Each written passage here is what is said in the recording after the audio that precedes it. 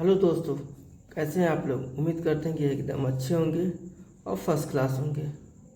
ठीक है, आइए चलते हैं क्वेश्चंस की तरफ। किसी आयताकार क्षेत्र की लंबाई और चौड़ाई का अनुपात 4:3 है।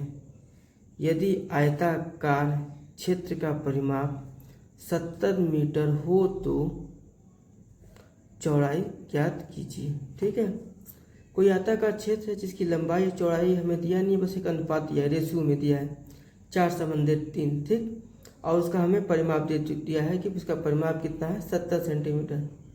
ठीक है, तो और पूछा उसमें कि उसकी चौड़ाई कितनी है।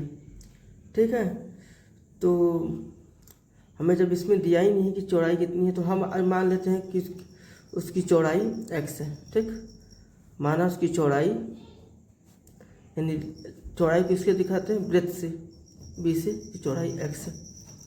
ठीक है, तो लंबाई कितनी होगी, तो लंबाई कितनी है 4x और चौड़ाई कितनी है 3x। ठीक, यहाँ तक क्लियर है। तो एक आयताकार क्षेत्र के परिमाप का एक फार्मूला होता है कि परिमाप बराबर कितना होता है।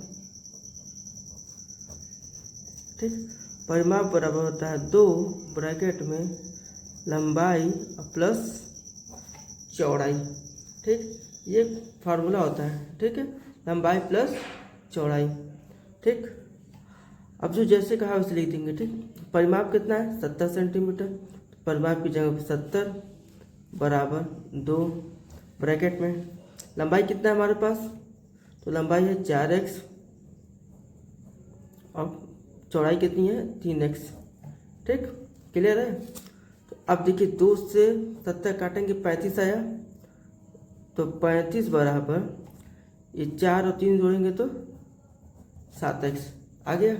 अब हम x की वैल्यू यदि निकाल देते हैं तो हमें पता चलेगा कि इसकी लंबाई कितनी है और चौड़ाई कितनी है।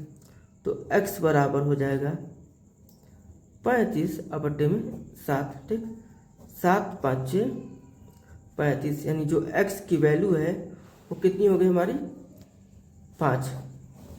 x की वैल्यू 5 हो गई। क्लियर है। अब हमसे पूछा इसमें कि उसकी चौड़ाई कितनी है। ठीक, तो चौड़ाई हमने कितना माना है 3x। ठीक, तो चौड़ाई बराबर